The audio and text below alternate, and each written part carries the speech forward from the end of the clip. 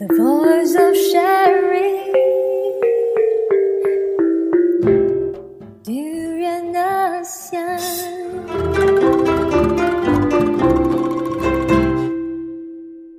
Hello, good morning everyone. Welcome to our special Dharma program, our radio show entitled The Bodhi Mind. Welcome, Khenpola here. Thank you. Yeah, Thank you very Khenpo much. Jorden. We continue our conversation about guru-disciple relationship. Yeah. Nowadays we have many problems, many scandals, many issues happen within the Buddhist world in general, in Vajrayana Buddhism in particular, especially when it comes from the relationship between the guru and the disciple. And then how to, so since there's so many version of lamas and gurus, how do we choose the right guru for ourselves? Khenpola? Choosing a right guru really takes time. So you really have to have a time. You have to have a time. You have to make time.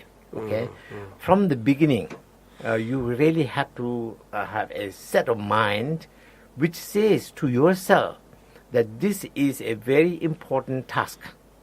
Choosing a guru is a very important task in, in spiritual life.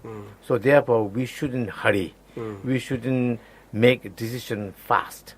So I have to give myself ample opportunity to look around and test myself and see with particular which guru I have the chemistry and if you raise.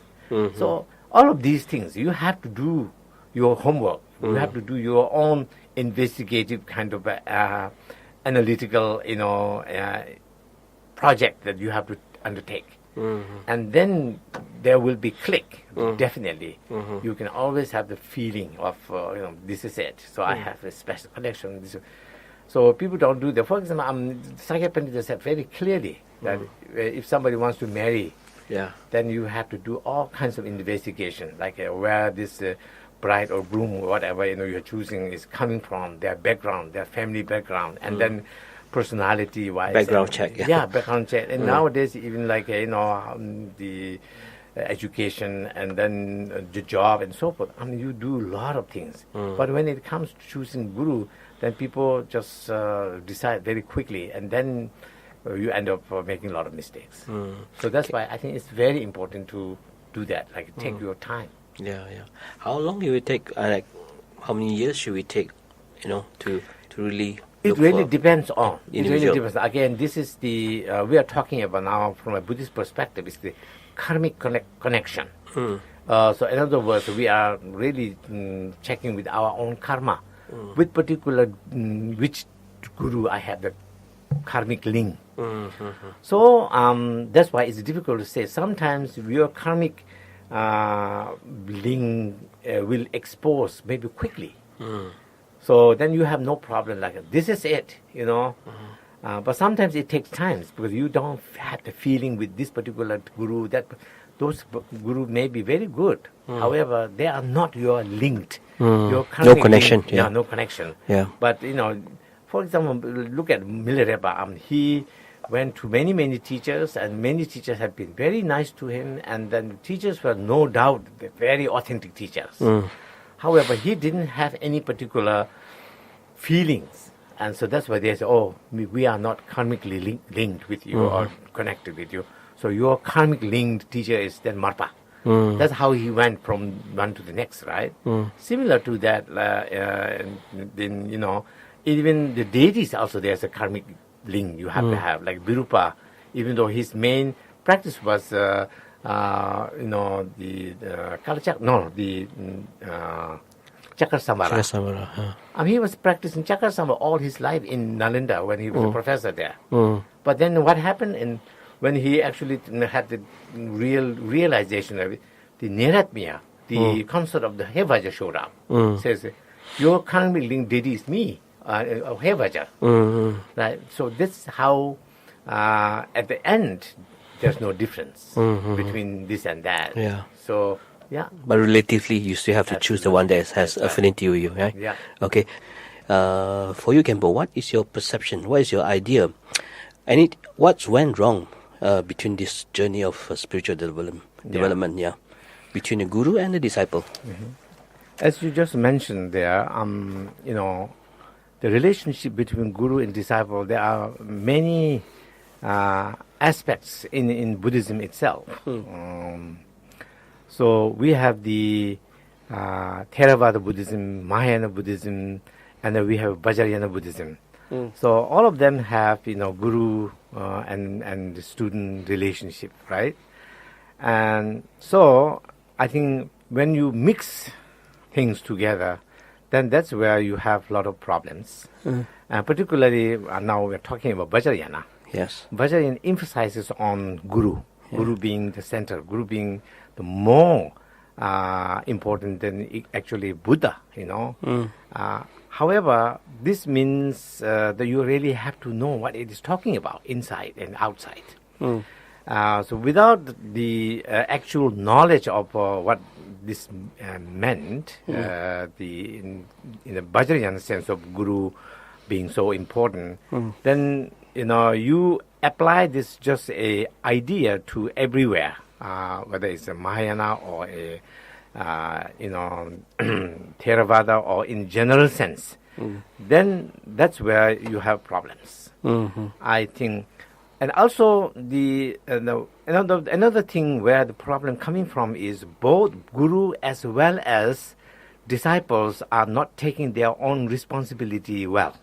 Because you have if you are a student, you do have a certain responsibility to be a good student. And as guru also, you have a responsibility of to be a guru. You cannot just claim to be guru and then not paying attention on your duties and your responsibilities, right? So this is happening. And in the name of guru, in the name of student, in the name of Vajrayana, and in the name of relationship, then things get abused everywhere. From both sides. Both sides. So we have to blame the both sides rather than only one party of it. Absolutely. For both sides, and then basically not really educating both sides also. Yes. So responsibility means it's included education. What needs to be done in order to be a good guru. What needs to be studied and maybe well-versed to be a good student. So for that reason, I think even though many people are not very, very satisfied, but I think Dzongsa Khyentse Rinpoche, when this scandal came out, he put a lot of effort into writing this article about guru and student in general, like from the Vajrayana point of view, their relationship, how should be a guru, how should be a student, and what is their responsibilities to each other. And he wrote many, many pages, I think 19 or so over. Because that was really, for me, is a real pit instruction on the guru and the student relationship. So if you study it very, very thoroughly, then you will know what he's talking about. I think at that time he didn't say one way or the other. He was just presenting how it should be. And so that's why now problems are there. That means he was saying that it didn't do what he was presenting there this way. Because of that not doing, not following, then now we have the problem. I read that it's quite lengthy. I think a few 100,000 words. Right. It's quite detailed. And then Khenpola, you mentioned about viewing the guru as a Buddha. A lot of people taking it literally. So does it mean we have to take every body, speech, and mind action or activity of the guru as a Buddha activities, or we only use it as a way to train our mind? No, it's actually in a reality. So this is really talking about not in general. It's talking about a personal thing. So, for example, if I take my somebody as my root guru, from the Vajrayana point of view, I received all these major empowerments from him, and I now really take him as my root guru. Then I should have this pure vision of him. as a real Buddha, even though he looks not like a Buddha, but he is real Buddha for me. And that's why whatever he says, whatever he does, I shouldn't observe it as just ordinary activities, but all activities of the Buddha. And even sometimes when you see something is not quite right, you should then interpret it as my own, what do you call the impure vision. Okay. It's not you shouldn't look at that whole thing as from the Guru's side. Guru's side is always you have to determine that it's pure. But from your side, then because of impurity in your own mind, then you are seeing it impure. So that's why you have to confess. Because the thing is, the point or the whole idea behind this is because at the end, the final destination is where there is no perception, right? So you are training yourself right now for that. When you reach there, then you will get to that. So, but people, but this is not for general people. General people. This is not for common. Yeah. So when this gets mixed up with commonality or common practice, then you have a lot of problems. So in common, I think we have to use a guru-student relationship as the real worldly kind of relationship. Of course, guru, being a guru, he is put in a stage where you have to respect him. Yeah. He is worthy of your respect, your everything, your offerings, or from his side also. Then he should take responsibility of, now this person is trusting me. I shouldn't really act in such a way that his trust is broken. I shouldn't be. But it's basically like a human to human relationship. When I give you this one, you should also receive something in return. Basically, that's very as simple as it goes.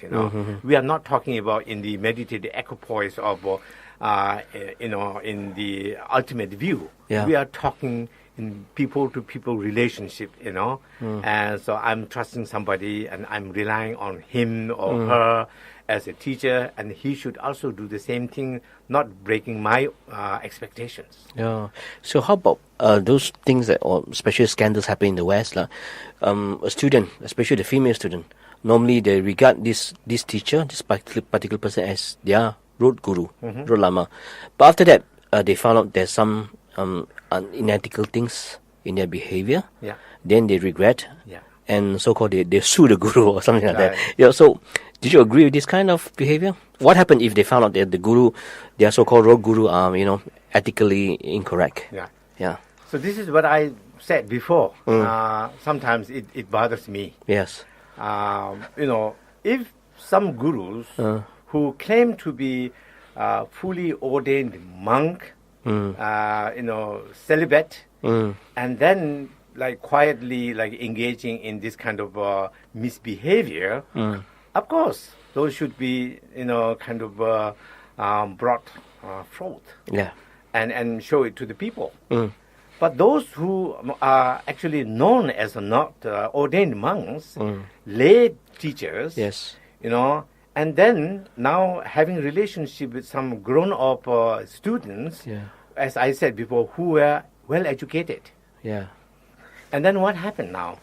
So if these students were child, right, maybe minors, then there is a law. It should be applied. But these are not. They are also, I don't know the real situation. Yes. How, if rape happens, Yes, that's different. again, this is another thing, there is a law. Yes.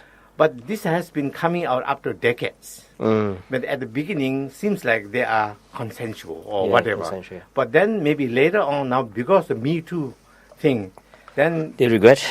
they are coming out. So Yeah. I really don't know. This is, Yeah. I cannot just say one sentence for everybody. There are many different situations. Some are really abuse, maybe, perhaps. Those are, I sympathize with them. But Yes. I cannot say this with everybody.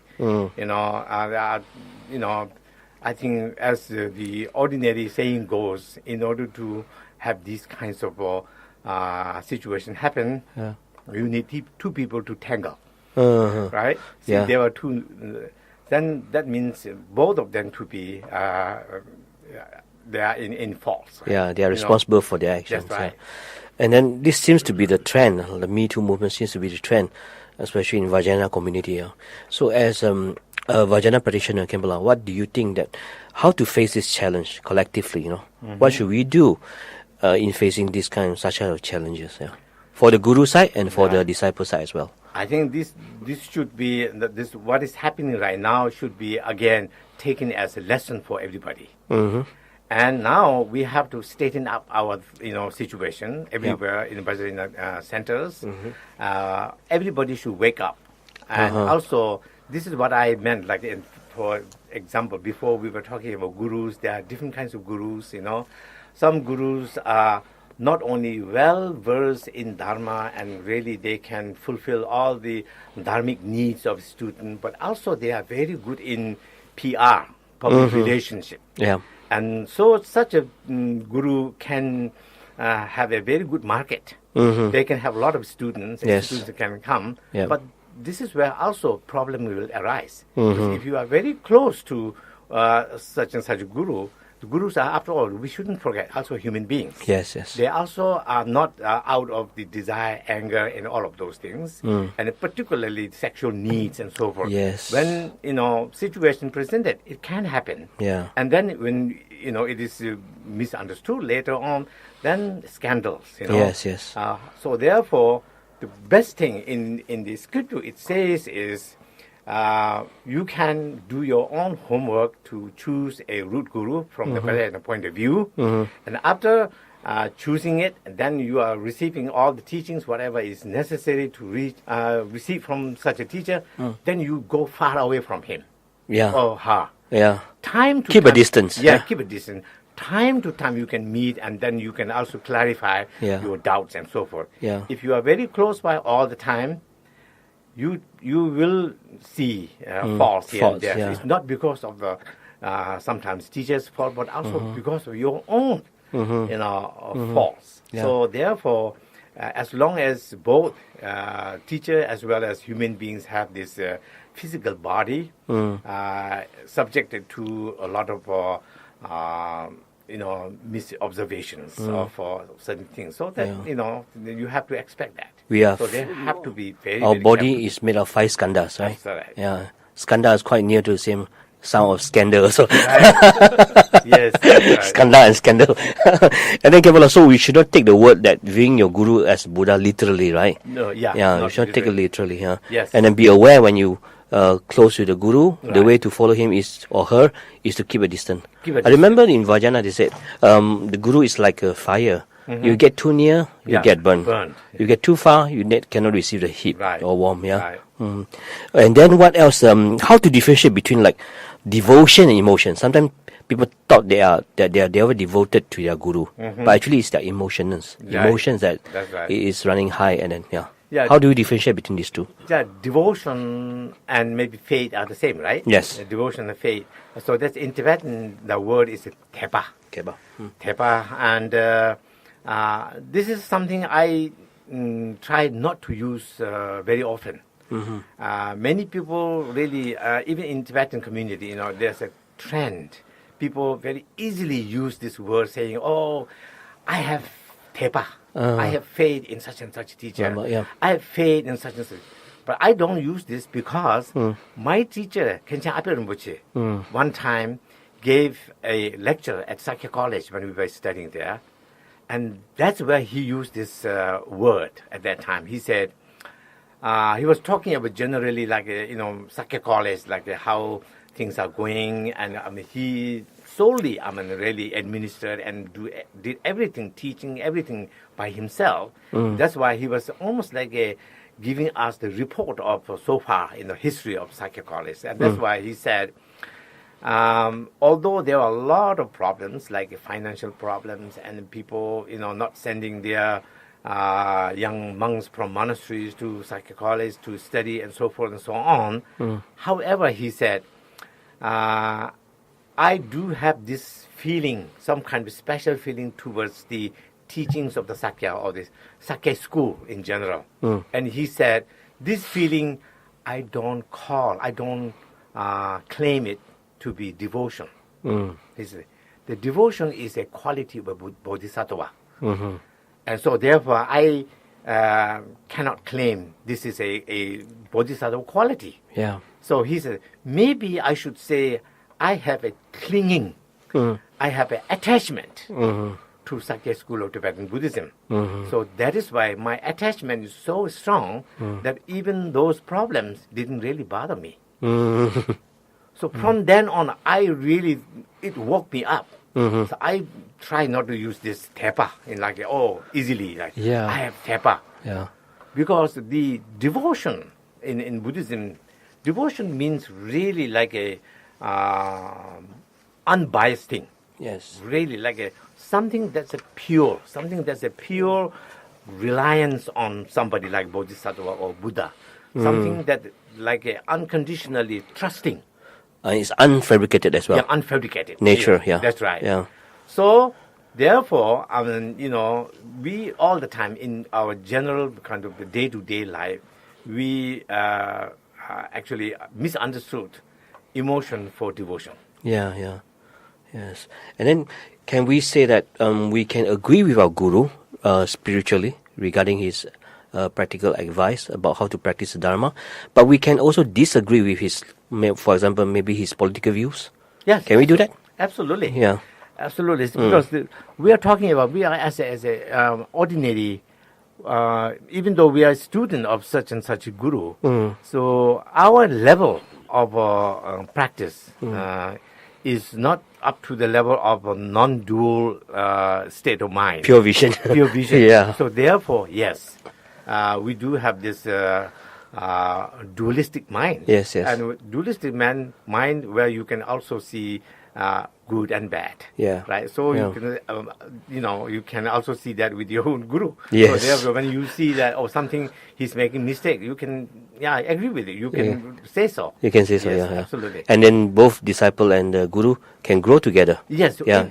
When you have a mutual kind of understanding of that, Yes. then it will grow. It will Yes. be a very positive relationship. Yeah, yeah. Because otherwise, guru is like expecting the unexpected thing from a student, and the student is not up to that level, then that's where misunderstanding. Yeah. Then guru may also end up, depending on his or her own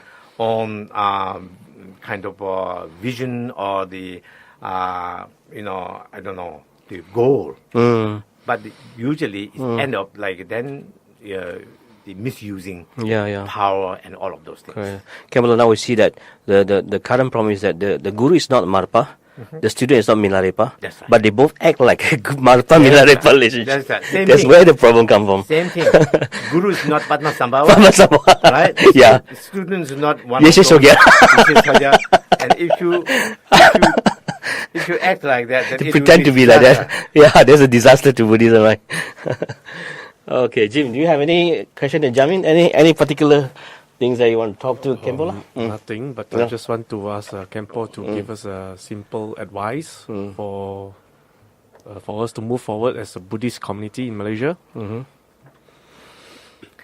I think everybody should, in generally everybody, but then particularly Buddhists, whether you are following Theravada or Mahayana or Vajrayana, we are following one particular figure, and that is called Buddha. Yes. So, from that point of view, all of us are, Dharma brothers and sisters, brothers and sisters who follow the same, teacher Buddha. So therefore, we have to have at least open-mindedness towards each other. Yeah. And maybe I think we should really, if you already don't have, if you don't have already, then we have to develop this mind, or this kind of attitude of learning from each other and helping each other, mutually kind of, uplifting our own, kind of spiritual growth. So when you have that kind of attitude, I think it will benefit a lot of people, and it will benefit you in general. Yeah. Yeah. So I think we don't have that so far, but Yes. we have to realize that we have to start. I mean, from here in Malaysia, that would be wonderful. Yes, We yes. can start from here, and then if it spreads all over the Southeast Asia, and then one day it will be really like a real sense of Dharma community. Yes, we hope Yeah. you happen in Malaysia, and from Malaysia then spread up this teaching Yes. Right. to the world. So Yeah. the main thing here is the openness. I think openness Yes. and respecting each other. So not me, you kind of things. We are always us. We are. We need the same thing.